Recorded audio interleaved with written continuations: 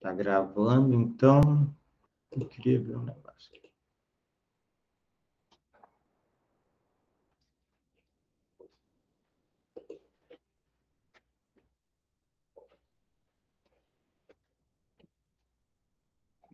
Bom, pessoal, eu vou colocar o slide para a gente continuar a aula e depois a gente tem que ver o TDE.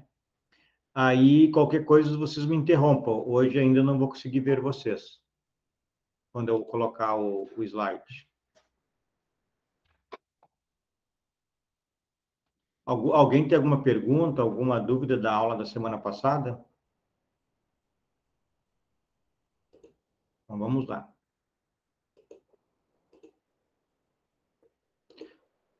Bom, o que nós vimos da semana passada? Alguns princípios constitucionais. Então, o princípio da legalidade, né, reserva legal, intervenção mínima, né, que é consubstanciado em 3 subprincípios, são esses aqui, ó. Fragmentariedade, isso vai funcionar minha caneta aqui. Fragmentariedade, subsidiariedade e insignificância. Esses 3 aqui fazem parte da reserva legal.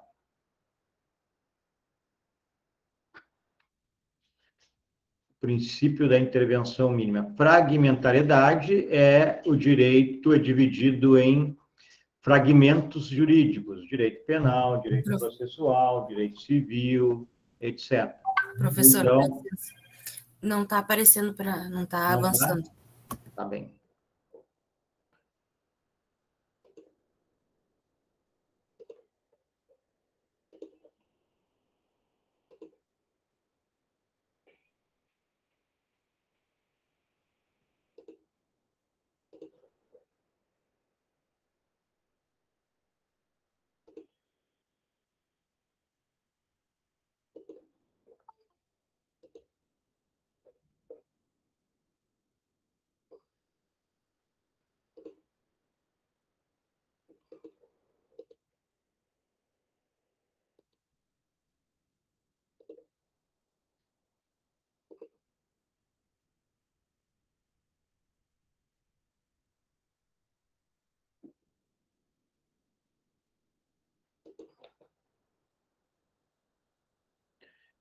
Está passando aí?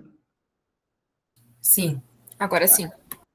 Então, nós vimos ali os 3 princípios, né, da intervenção mínima, que são fragmentariedade, subsidiariedade e insignificância. Fragmentariedade, o direito é um todo e temos pequenos fragmentos jurídicos, direito civil, direito processual, direito penal, constitucional, etc. Subsidiariedade, que se eu puder, eu devo usar o direito penal, já que tem diversos fragmentos de direito, usar o direito penal subsidiariamente.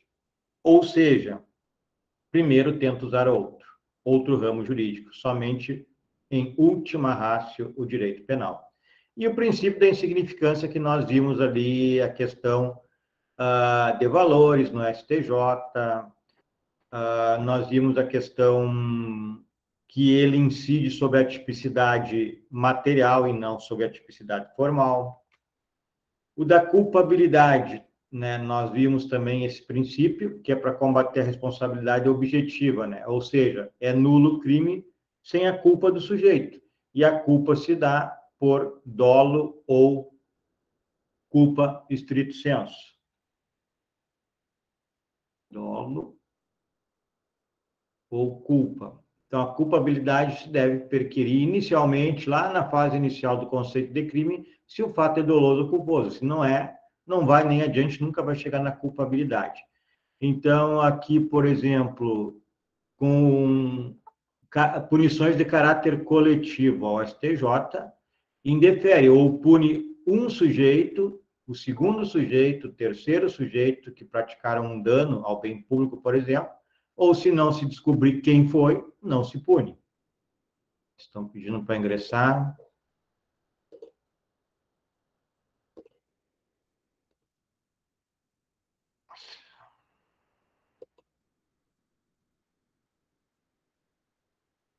Tá, está passando novamente?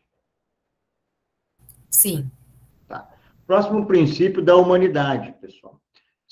A nossa Constituição Federal, no artigo 5º, nos incisos aqui anotados, ela impõe as penas proibidas e as permitidas, né?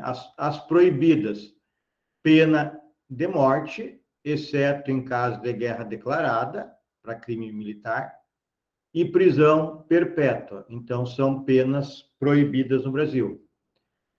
Penas que causem dano físico ou psicológico, penas cruéis, infamantes, de maus tratos e torturas. Qualquer tipo de pena que tenha esta índole é proibida pela Constituição Federal.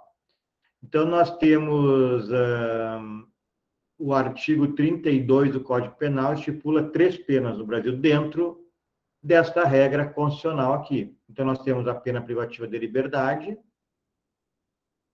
não estou conseguindo escrever direito aqui, a PRD, que é a pena restritiva de direito, e a multa que vocês viram lá em teoria da pena.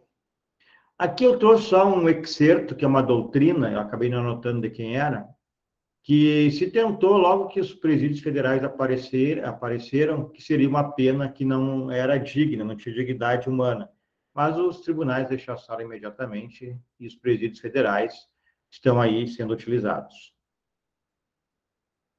A irretroatividade da lei penal, vocês conhecem bem, né? No artigo 5º da Constituição Federal, inciso 40, eu acho que é 39, pessoal. Se alguém puder abrir a Constituição e conferir, se é o inciso 40 ou 39, mas, enfim, diz que o direito não retroagirá, né? O direito penal não retroagirá, salvo para beneficiar o réu. Alguém está pedindo para ingressar, vou ter que abrir aqui de novo.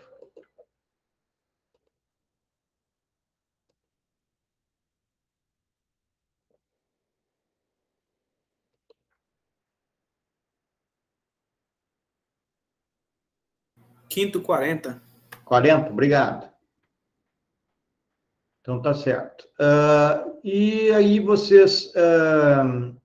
nós sabemos, né, vocês sabem muito bem, que esta irretroatividade, se a lei penal for benéfica, então vai haver a retroatividade e ela pode ocorrer na fase policial, na fase processual, judicial, né?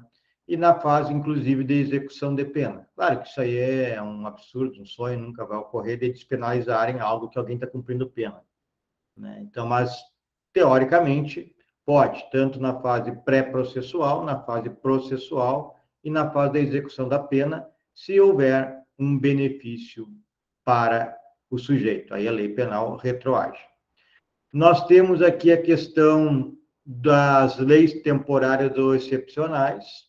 Estas leis aqui, como o nome está dizendo, temporárias ou excepcionais, previstas no artigo 3º do Código Penal, elas não são albergadas por esta ideia aqui da irretroatividade da lei penal benéfica.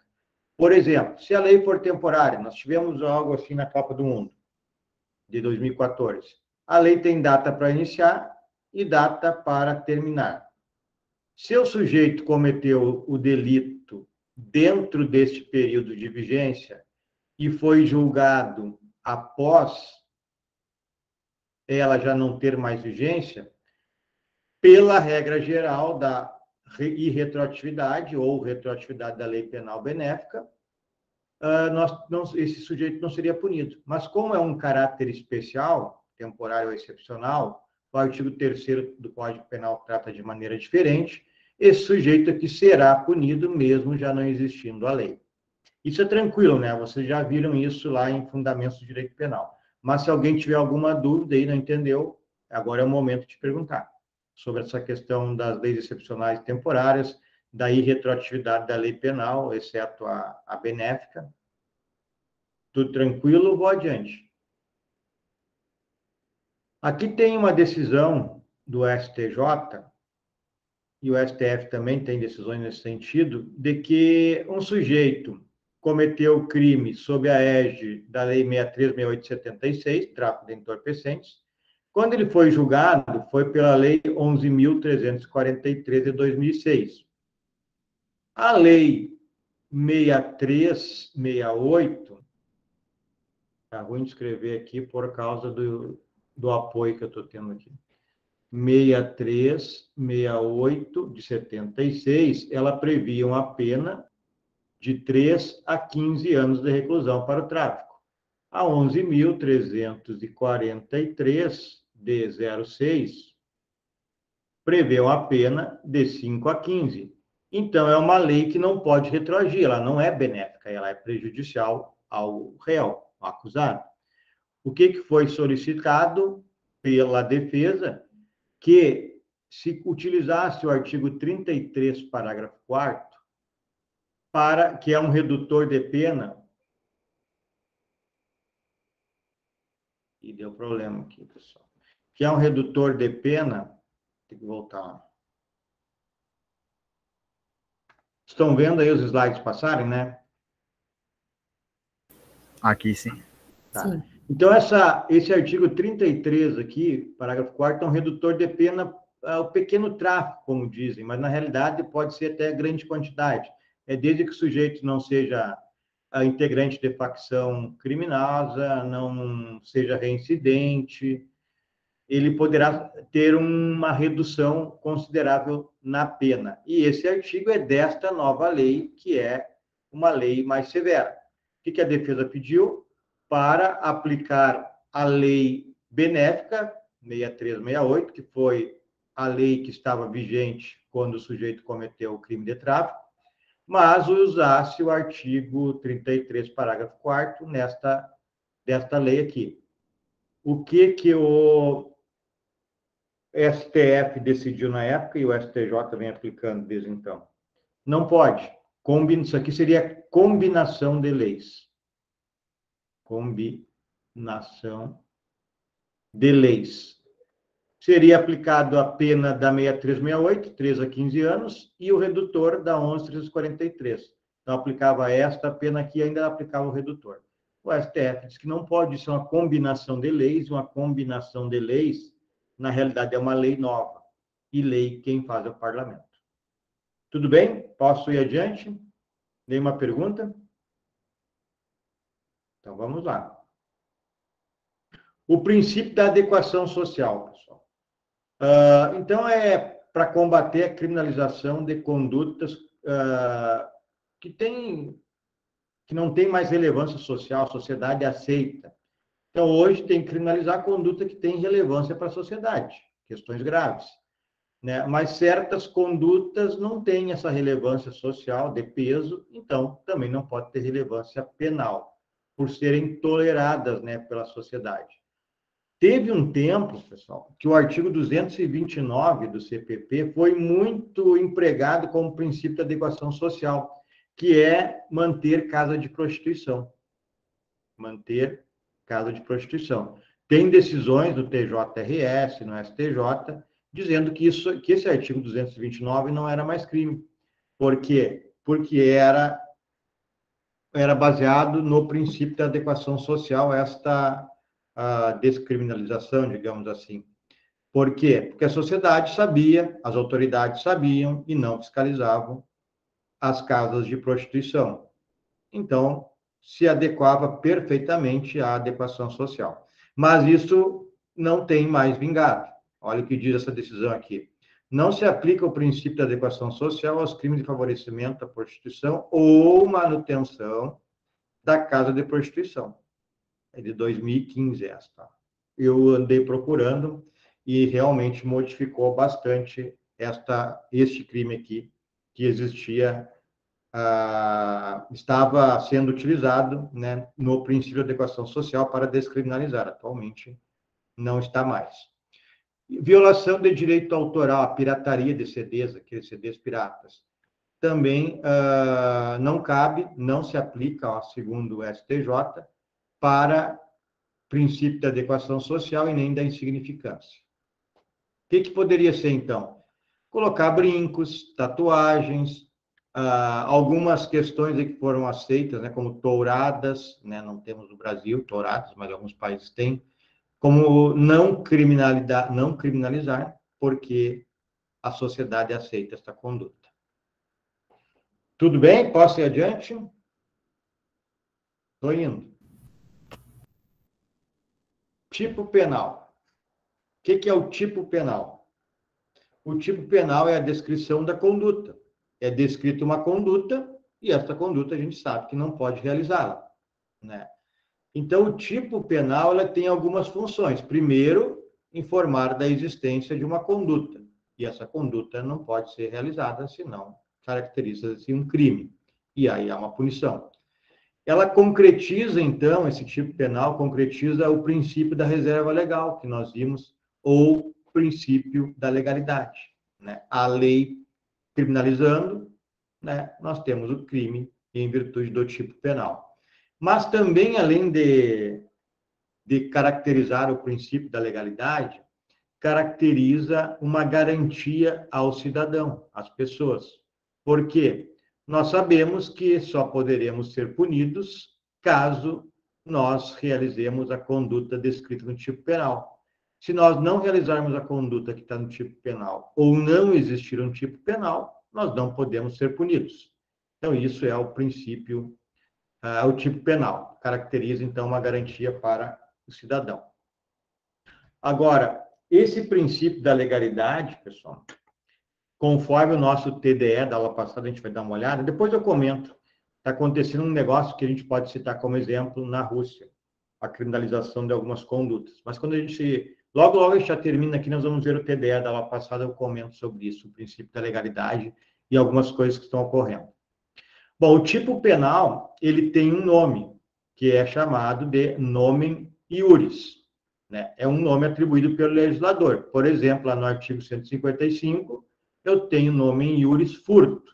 No artigo 121, eu tenho o nomen iuris homicídio.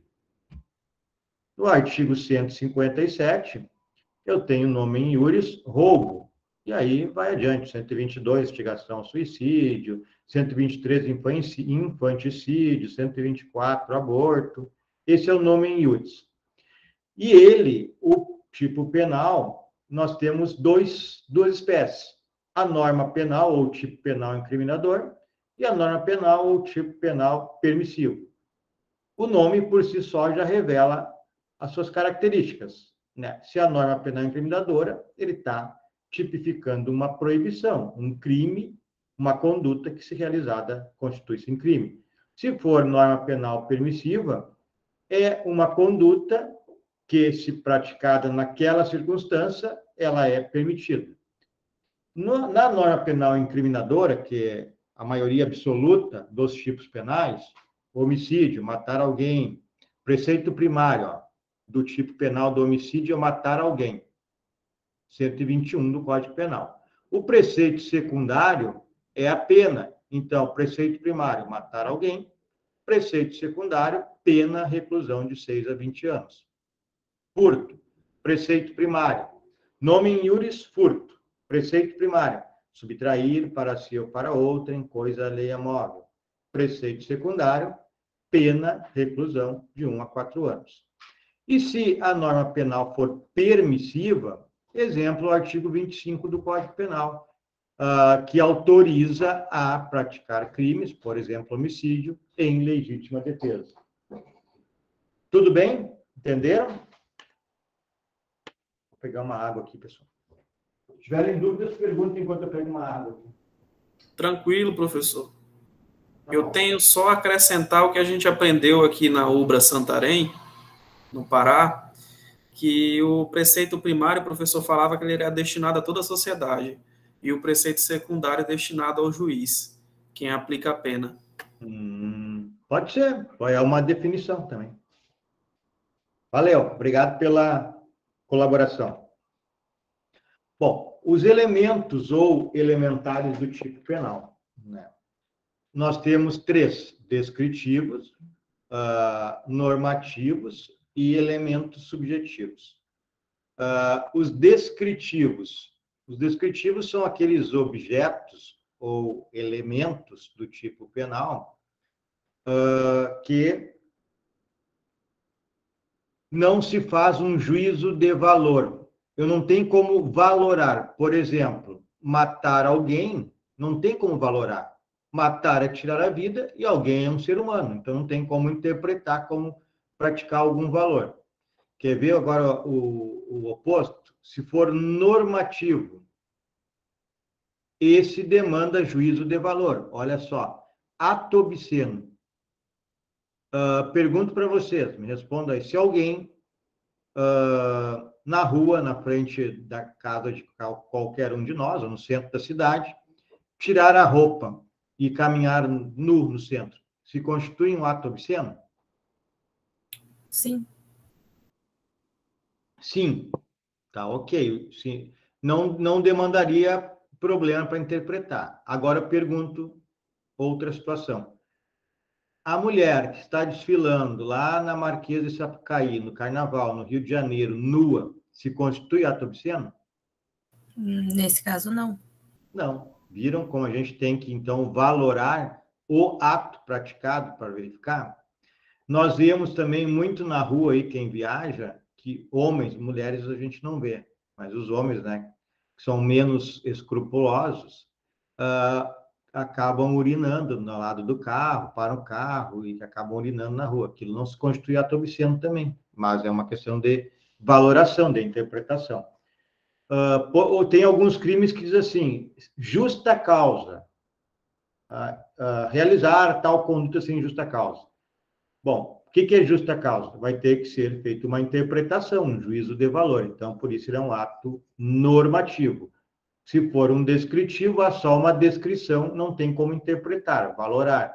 Se for algo que demande um raciocínio para saber se o crime está consumado ou não, se o fato é crime ou não, aí são os normativos que exigem, então, esse juízo de valor, essa interpretação. E nós temos ainda no tipo penal os elementos subjetivos.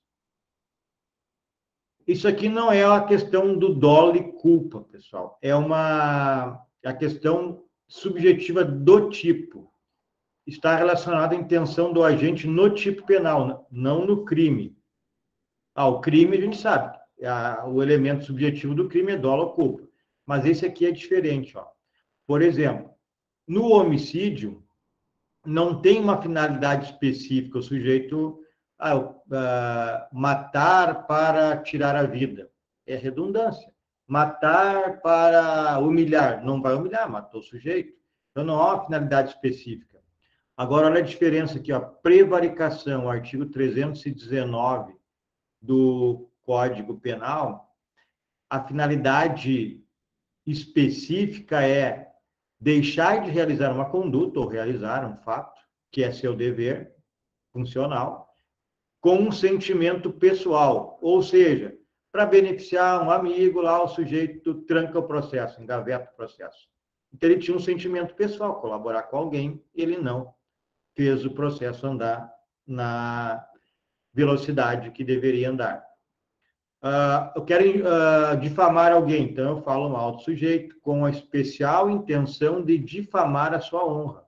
Isso é um elemento subjetivo, tem especial intenção de alguma coisa. Se eu falo de alguém, falo mal, eu tenho uma intenção, que é difamá-lo, que é injuriá-lo. Esses são os elementos subjetivos. As qualificadoras, né, que vocês conhecem, que é 121. Então, nós temos lá, matar alguém. Artigo 121 do Código Penal. Se eu for no parágrafo 2º, vai ter lá, acho que é 2º, né? Não estou errado, creio. No furto, que é o parágrafo 4º, ou estou invertendo. Se alguém tiver o Código Penal, olha aí, mas é o parágrafo 2º. Está lá no inciso 1. Praticar homicídio por motivo torpe. Aqui tem diversos incisos. Motivo torpe, motivo fútil, com emprego de explosivo, de fogo, tortura, e inclusive agora o feminicídio, né, pessoal? Isso, então, são as qualificadoras, e muda a pena. Então, nós temos aqui, matar alguém, a pena é reclusão de 6 a 20 anos, e, se for homicídio qualificado, a pena já é de 12 a 30 anos. Então, muda, a qualificadora muda.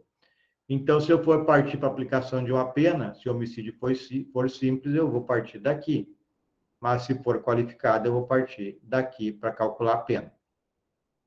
E ainda temos as causas de aumento, né, de pena e também de diminuição. Não botei diminuição aqui, não botei. Temos as causas de aumento e diminuição. 121, parágrafo 4º, trata lá da questão do idoso ou do menor de 14 anos. Tem um aumento de pena. Ou nos crimes culposos, homicídios culposos, nós temos um aumento de pena se o crime culposo de homicídio foi praticado em, por exemplo, transporte escolar, ou com uma questão da imprudência laboral, né, um engenheiro que calcula mal lá para fazer a casa, etc. E se mataram uma pessoa abaixo de 14 ou acima de 60, também está no parágrafo 4º, como caso de aumento de pena. E a parte especial do Código Penal, ela tem aqui, então, 11 títulos dos crimes contra a pessoa, contra o patrimônio, propriedade material, organização do trabalho, sentimento religioso, respeito aos mortos, dignidade sexual, crimes contra a família, contra a incolumidade pública, paz pública, fé pública e administração pública. Tá. Essas eram as considerações iniciais que eu tinha que fazer para vocês. Agora nós vamos ver o nosso TDE e depois vamos entrar no homicídio. Eu acho que eu vou compartilhar aqui a tela do TDE.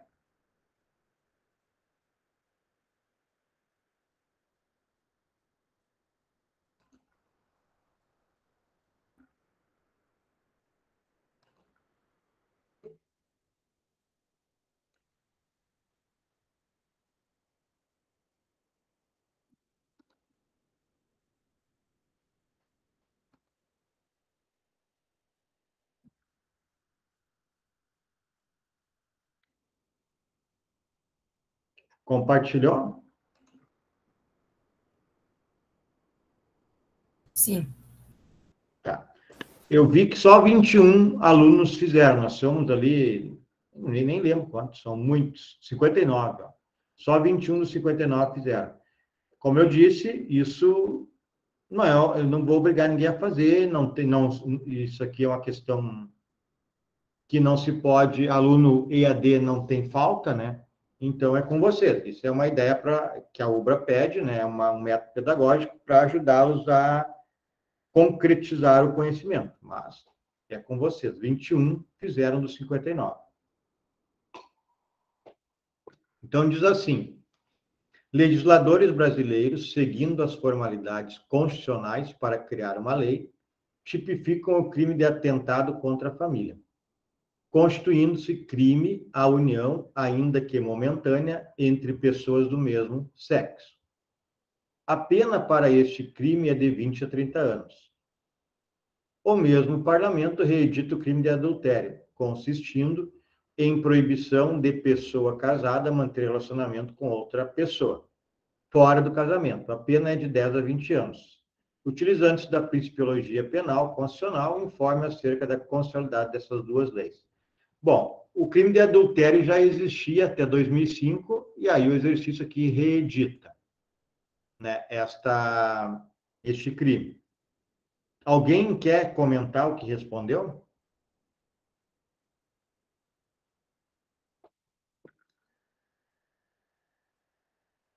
Bom, a primeira parte, né? Pode falar. Eu não cheguei a fazer o TDE, porque não deu. Acabei esquecendo, daí quando eu vi que estava prazo aberto, não deu tempo de fazer. Mas pelo que eu li ali, isso envolve bastante o princípio da proporcionalidade, não é? Não sei se. Isso aí, intervenção mínima. Intervenção mínima também.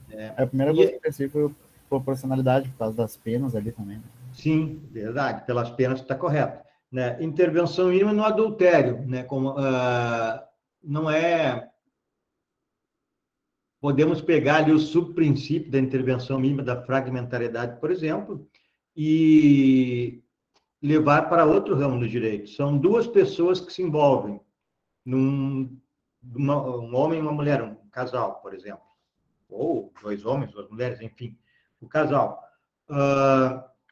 não tem motivo para o Estado intervir nisso. É uma relação pessoal, se alguém se sentir ofendido, ele vai se utilizar do princípio da fragmentariedade, escolher lá o ramo do direito civil para pedir uma indenização, se sentir afetado, né? Se sentir prejudicado, se sentir que sofreu um dano à sua imagem, por exemplo. E o outro da família, nós temos a questão, diversos princípios, diversas possibilidades de resposta. Por exemplo, nós temos a questão do princípio da dignidade da pessoa humana, né? Do princípio da proporcionalidade, como o Victor já falou, são penas altas, né? Então, nós teremos isso. Temos também a decisão do STF, mas aí já foge do princípio, mas temos a decisão do STF, que determina a possibilidade, né, de casamentos e uniões homoafetivas. Mas os princípios, então, adequação social, não, desculpa, proporcionalidade, conforme o Victor falou, princípio da intervenção mínima e da dignidade da pessoa humana. Esses três resolvem ali o nosso problema. E aí eu ia falar para vocês da questão, não sei se vocês acompanharam, a Stephanie já deve ter ouvido ontem na aula que eu falei, do crime que o Putin, na Rússia, criou, que é um crime com pena de até 15 anos, que o sujeito que afirmar que a Rússia está em guerra pode sofrer uma pena de até 15 anos. Então, nós temos aí o princípio da legalidade, foi feito via parlamento, até onde a gente sabe. Então, em tese, tem um tipo penal. E o que, então, estaria... qual seria o problema? Seria legal essa aplicação desse crime, a existência desse crime, num Estado democrático?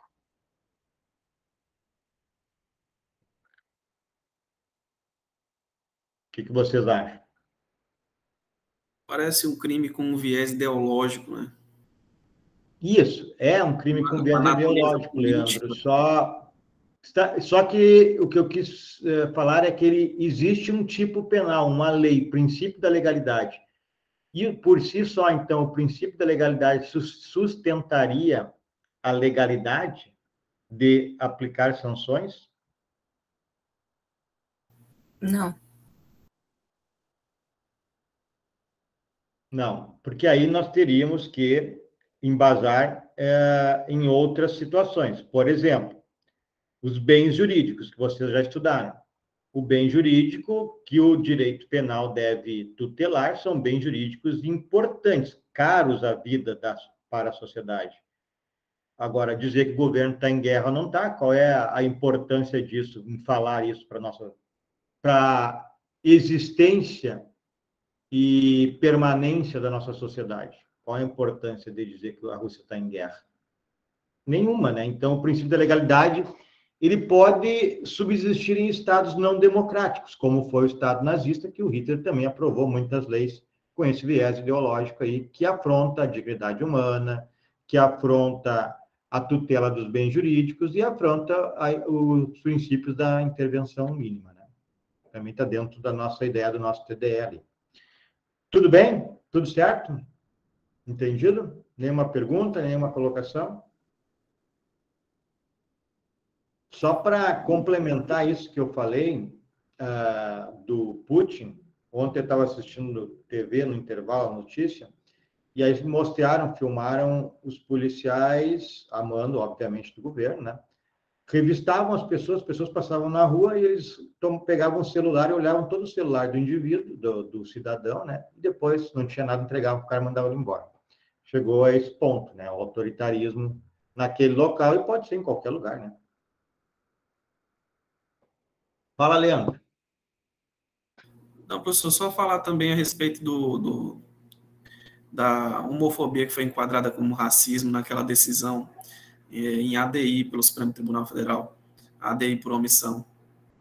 E aí esse atentado contra a família também não caberia dentro do ordenamento jurídico brasileiro em face dessa proteção que é oferecida. Verdade. Bem pensado. Ok. Mais alguma coisa? Senão a gente vai entrar aqui no homicídio. Deixa eu combinar um negócio com vocês, pessoal. eu estou pretendendo, a semana que vem, dar aula da minha casa. Eu moro um pouquinho afastado do centro da cidade, num sítio, e a internet é via rádio. Ela tem funcionado muito bem, mas eu tenho medo que ela fique lenta e não abra o vídeo, por exemplo. Então, eu queria combinar com vocês, vou fazer um teste semana que vem. Em princípio, eu vou entrar da minha casa, se por um acaso, se por um probleminha qualquer, não rodar o nosso Google, nosso Google Aula aqui, nossa agenda, eu vou colocar uma aula gravada do semestre passado, sobre homicídio. Nós não vamos terminar hoje, a gente vai andar um pedacinho só do homicídio.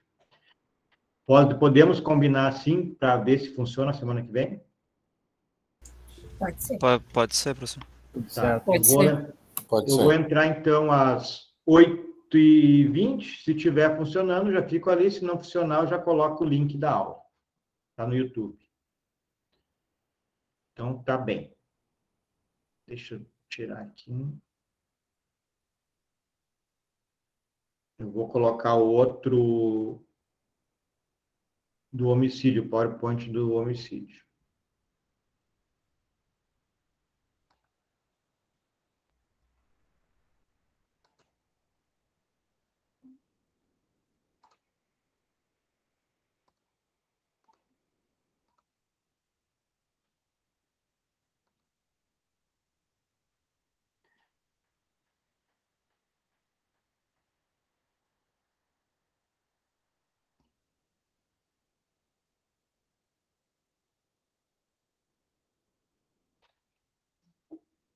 Tá. Se por um acaso não rodar, me avisa. A gente está no slide 1, passei para o 2 agora. Vamos lá, então. Então, o que é o homicídio, pessoal? Primeiro é o homicídio simples, está no artigo 121, caput, que diz matar alguém. Então, é a realização da conduta a matar, né? Como a gente já viu, não demanda nenhum motivo especial. Eu não estou matando por alguma coisa, matando para humilhar, matando por um motivo especial, por justa causa, sem justa causa, não tem nada disso. É matar alguém, é tirar a vida de uma pessoa. Também é importante ressaltar que essa ausência de motivo especial não se constitui no motivo fútil, que é uma qualificadora, como nós veremos alguns exemplos. Eu trouxe jurisprudências para vocês e doutrina. Por isso que nós andamos devagar nos crimes maiores, porque eu trago diversas jurisprudências e diversos entendimentos doutrinários. Então, o motivo fútil, tem que lembrar, vai qualificar, não é porque não tem motivo. É quando há um motivo insignificante. Mas nós trabalharemos daqui a pouco isso. Se esse homicídio simples, isso aqui é interessante, ó, o homicídio simples não é hediondo, mas se esse homicídio simples for em grupo de extermínio, ele é hediondo porque a lei assim determina. Por exemplo, um grupo de extermínio mata aí 3, 4 pessoas sem nenhuma qualificadora, uma pessoa do grupo mata 2, 3 pessoas em momentos diferentes.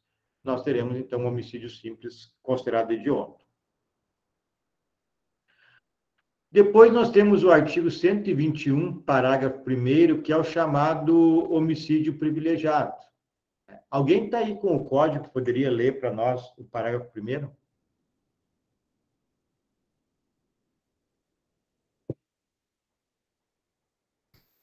Artigo 121, parágrafo 1º. Caso de diminuição de pena. Se o agente comete o crime impelido por motivo de relevante valor social ou moral ou sob o domínio de violência, emoção, logo em seguida à injusta provocação da vítima, o juiz pode reduzir a pena de 1/6 para 1/3. Tá bem, obrigado. Então, o juiz poderá diminuir a pena, é o chamado homicídio privilegiado, quando o homicídio se der em virtude de relevante valor social, que é algo que não ocorre atualmente, ou de relevante valor moral. O que é um, o que é outro? Relevante valor social tem um caráter coletivo, né? Ou seja, o sujeito mata alguém por amor à pátria. O sujeito mata alguém que está subtraindo na sua cidade, uma cidade pequena, no seu bairro. Então, nós teremos aí um motivo de relevante valor social. Tem algo coletivo nisso. Esse amor aqui, a filha está errado, vocês podem riscar. Tem que tirar isso aqui. Irrelevante valor moral. Aí está dentro de valores morais, como o nome está dizendo, né? Por exemplo, a eutanásia, o sujeito retira, desliga os aparelhos, né? É um relevante valor moral. Pode haver essa redução de pena de 1/6 a 1/3, porque é um valor moral de piedade. O pai que mata o estuprador da filha é um valor também moral, ético, moral. Então, o pai, né, acaba impelido, né, por esse relevante valor moral, matando o estuprador da filha. Também pode incidir nesta diminuição de pena. Aí, temos que ter o cuidado para não aplicar a minorante lá, né, da redução de pena do artigo 653-A, que trata também desses relevantes valores social e moral. Então, para o homicídio, se eu fizer enquadramento no artigo 121, parágrafo 2º, homicídio privilegiado, o pai que mata o estuprador da filha, por exemplo, no cálculo da pena não poderá ser aplicado também redutor de pena por relevante valor moral em vista do bis in idem, mesmo que seja para beneficiar. Também sob domínio de violenta emoção, pessoal. Então, vai haver redução de pena no homicídio por relevante valor social, que é algo muito difícil na atualidade, por relevante valor moral, aí nós temos exemplos da eutanásia, do estupro, ou também sob o domínio de violenta emoção. Bom, a palavra aqui é importante, que é domínio, não é outra palavra. Eu vi uma prova aí que falava uma outra palavra, um sinônimo, não era sinônimo, era menos que domínio, né? Domínio é estar dominado, né, pela violenta emoção. Então, por exemplo, é um estado, né, afetivo que produz essa violência momentânea. O sujeito, então, flagra adultério, por exemplo, na sua frente, né, pode ser dominado por violenta emoção.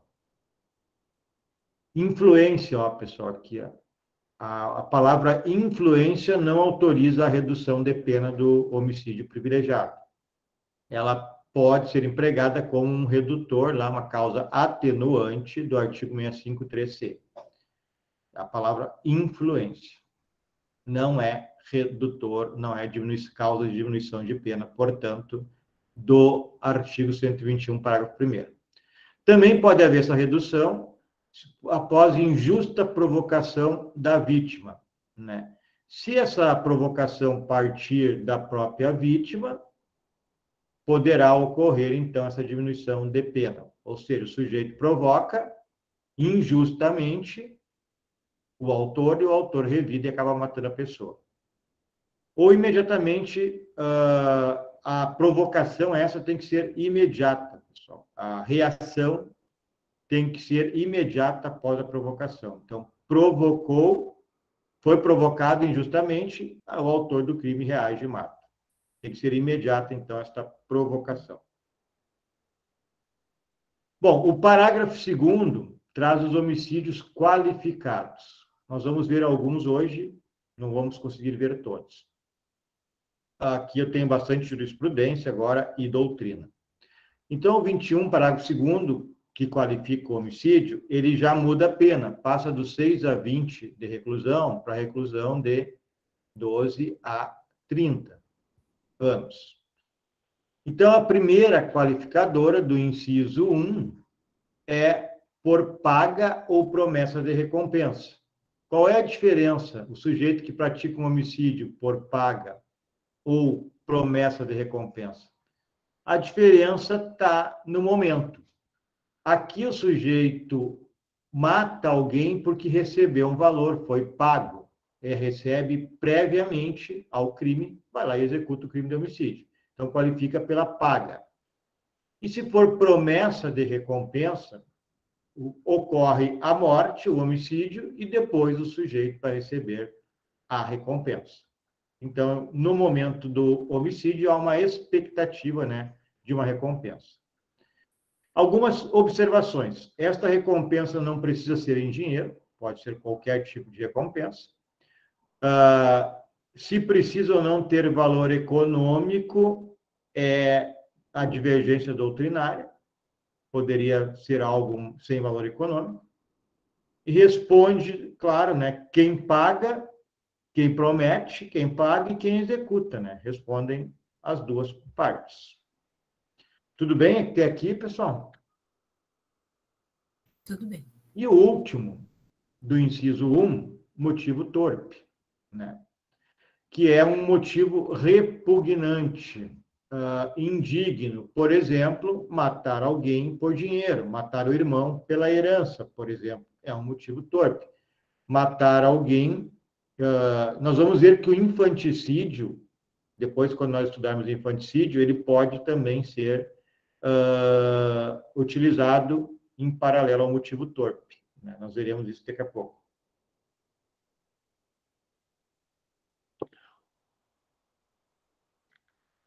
Nós vamos estudar a questão dos ciúmes, porque ele tem muita divergência. Então, eu botei aqui que o ciúme patológico não exclui, não qualifica o crime. Nós vamos pegar um momento só para estudar a questão do homicídio por ciúme, porque ele tem diversas interpretações, diversas possibilidades. O inciso 2, né, do parágrafo 2º do artigo 121, diz que qualifica o crime por motivo fútil. O que é motivo fútil? É motivo insignificante, banal, né? Por exemplo, eu vi uma vez na imprensa que diversas pessoas estavam numa construção, trabalhando, e um matou o outro pela sobremesa. Acabaram brigando lá pela sobremesa e um matou o outro pela sobremesa. Isso é um motivo insignificante, né, pessoal? Mas não é ausência de motivo. Se não tiver motivo, pode ser homicídio simples, jamais fútil. E o ciúme, então, a gente vai trabalhar depois separado. Inciso 3, emprego de veneno.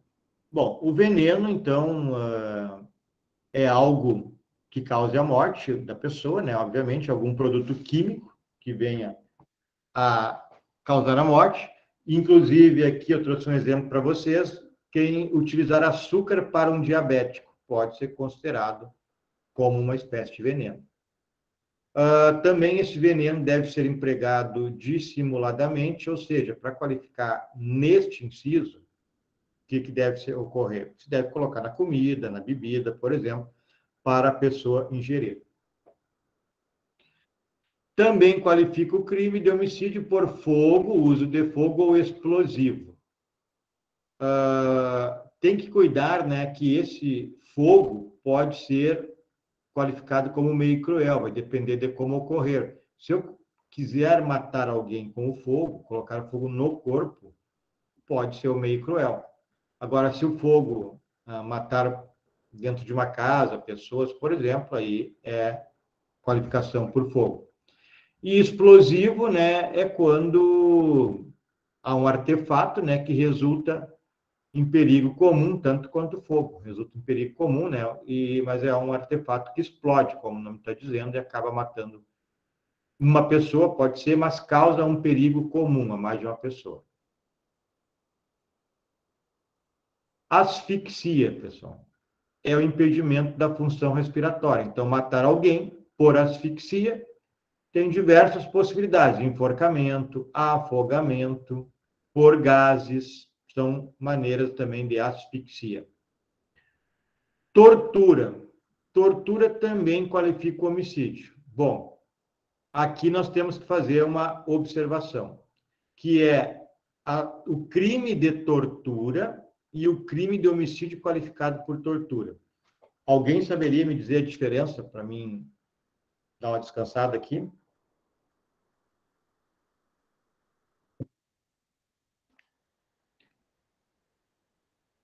Bem, a tortura, né, a gente sabe que é um meio, né, utilizado que causa, então, sofrimento da pessoa. Mas qual é a diferença da tortura para homicídio qualificado por tortura? Tem tortura com morte. Essa que é a diferença que eu quero. E homicídio qualificado por tortura. A diferença é subjetiva. Qual é a intenção do sujeito? No homicídio, ele quer matar alguém torturando, ou seja, ele quer chegar à morte de alguém prolongando seu sofrimento. Enquanto na tortura, o sujeito não tinha intenção de matar, apenas de fazê-lo sofrer e acaba em morte.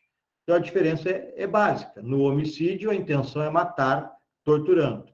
Mata torturando. Na lei de tortura, a intenção não é matar, é torturar, mas acaba culposamente matando o sujeito. Tudo bem? Professor, esse aí é aquele caso do crime préter-doloso, né? Isso. Um tem dolo no antecedente e culpa no consequente. No caso, é a tortura com resultado morte. E o outro é dolo no antecedente e dolo no consequente. Isso aí. Beleza, perfeito. Também qualifica o crime por meio insidioso, né, pessoal? Surpresa, dissimulação, o sujeito dissimula coloca uma fantasia lá, enfim, uma roupa de funcionário de companhia elétrica, por exemplo, ou pega o sujeito de surpresa. Então, são meios insidiosos, meios que pegam a vítima de surpresa, não esperava. O meio cruel, então, é executar o crime, né, de maneira, enfim, forma brutal, né, que faça a pessoa sofrer também, tanto quanto lá na tortura. Mas, mesmo assim, temos que diferenciar. Por exemplo, dilacerar o corpo com a faca. Então, o sujeito mata mais rapidamente, mas acaba praticando atos cruéis.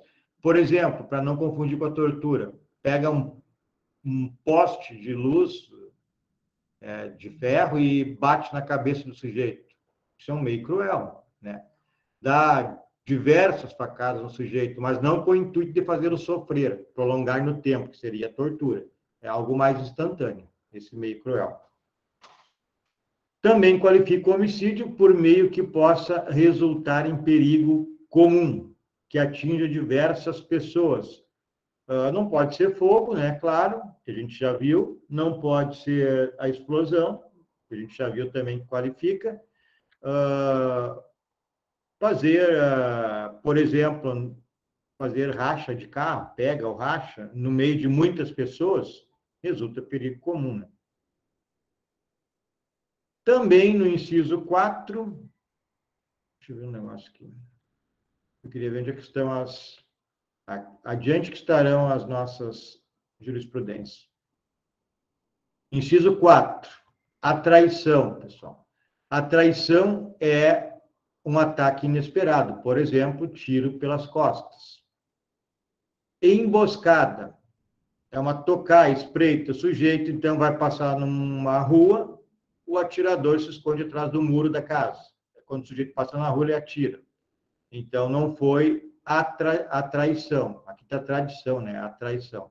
Foi uma emboscada. Diferente, né? A traição o sujeito atira pelas costas, por exemplo. Dissimulação, né? Oculta a intenção do crime, dissimula a intenção de matar. Por exemplo, dois amigos são viciados em droga, um quer matar o outro, convida o sujeito para fumar maconha. Aí leva ele até um local escondido, chega lá e mata o sujeito. É uma dissimulação, então, para poder matá-lo. Recurso que dificulta e impossibilita a defesa, né, da vítima. Então, quais são os recursos que impossibilitam a defesa? Dificulta ou impossibilita. Tem diversas situações. Por exemplo, atar o sujeito, a vítima, 5, 6 agressores para matar uma pessoa. Às vezes acontece, a gente vê na mídia, o sujeito está andando na calçada, chega uma moto, para e já dá um tiro no sujeito. Então, não tem como ele se defender. É algo que dificulta ou impossibilita a defesa da vítima. Surpresa, né, ataque inesperado, imprevisível, né, a vítima não nota a possibilidade. Então, tudo aqui tem situações, tem qualificadoras que caberiam 2, 3 qualificadoras para um fato. Aí nós vamos ter que ver a que mais se aproxima, a que mais é possível de fazer o enquadramento. Assegurar a execução. Inciso 5. Pratica outro crime para assegurar a execução. Bom, por exemplo, o sujeito mata o guarda-costas para sequestrar. Então, o objetivo é sequestro. Mas para conseguir sequestrar, ele mata o guarda-costas. Então, é para assegurar a execução de um outro crime.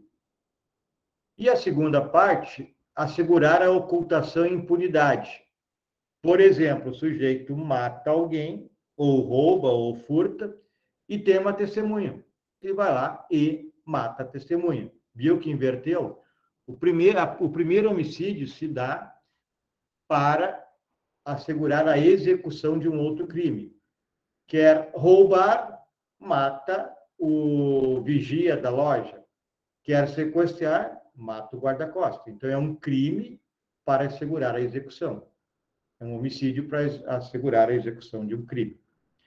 Agora, quando ele já praticou um crime e quer assegurar a ocultação ou impunidade desse crime, ele praticou um roubo na empresa, desviou lá a carga de celular da empresa que trabalha. E alguém viu, ele mata esse alguém. Esse homicídio foi para assegurar a ocultação do crime de furto de celular que ele praticou. Isso é impunidade, portanto, também qualifica o crime. Ou para assegurar a vantagem do crime. Então, os dois, 3 sujeitos praticam um grande roubo, um grande furto, e depois um mata o outro para ficar com a vantagem para ele. Vou abrir o Código Penal aqui, para a gente dar uma olhadinha, já está adiantando a hora. Deixa eu abrir aqui. Essa lâmina não tinha, as outras lâminas eu coloquei a lei toda, do artigo inteiro, primeiro, para a gente dar uma olhada. Essa eu fui só falando, mas acho melhor mostrar a lei para vocês.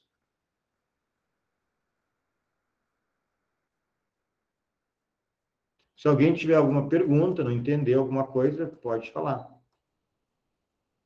Código Penal.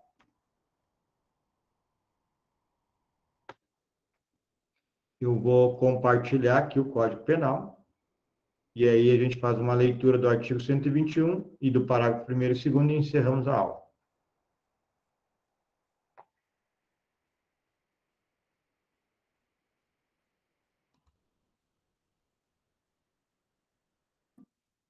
Acho que não abriu o Código Penal.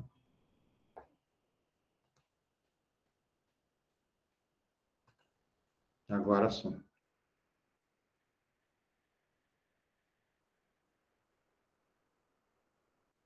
Está lenta a internet.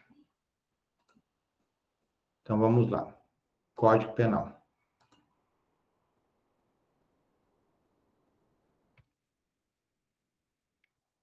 Estão vendo aí, né?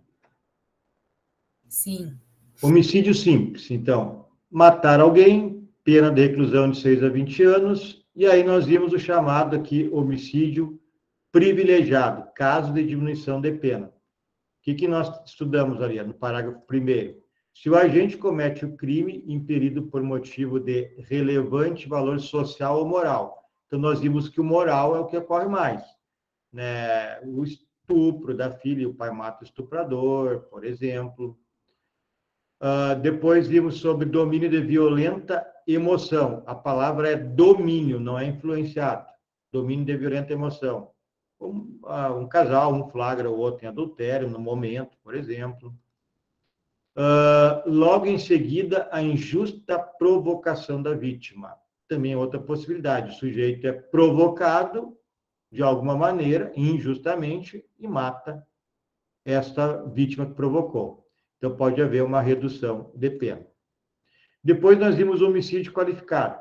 Parágrafo 2º, se o homicídio é cometido, 1, mediante paga ou promessa de recompensa, ou por motivo torpe. motivo fútil. 3, emprego de veneno, de fogo, explosivo, asfixia, tortura ou outro meio insidioso ou cruel, ou de que possa resultar perigo comum. O parágrafo 4º, o inciso 4, a traição, emboscada, mediante dissimulação ou outro recurso que dificulte ou torne impossível a defesa do ofendido. E o 5, para assegurar a execução, a ocultação, a impunidade, a vantagem de outro crime. E aí nós veremos ainda, numa outra aula, algumas jurisprudências dessas qualificadoras que eu mostrei para vocês. Mas nós vamos entrar semana que vem no feminicídio, que é bem complexo. Inclusive, o TDE que eu fiz para vocês para hoje é sobre o feminicídio. Tem muita discussão aí sobre o que é e o que não é feminicídio. Então, a gente vai olhar com calma, ver bastante jurisprudência do STJ, ver bastante doutrina sobre feminicídio, porque sempre bate dúvida se é ou não é feminicídio.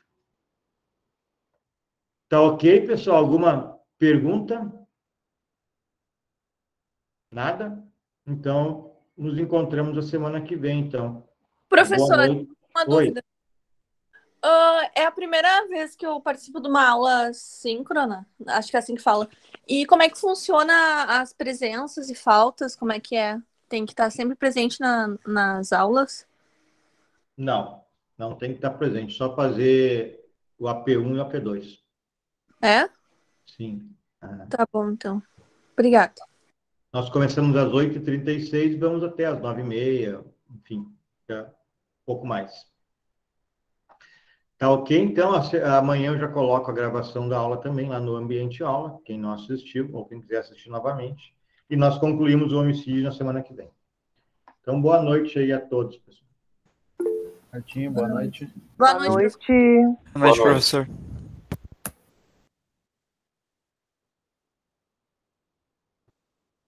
Boa noite, professor. Até a próxima. Até a próxima.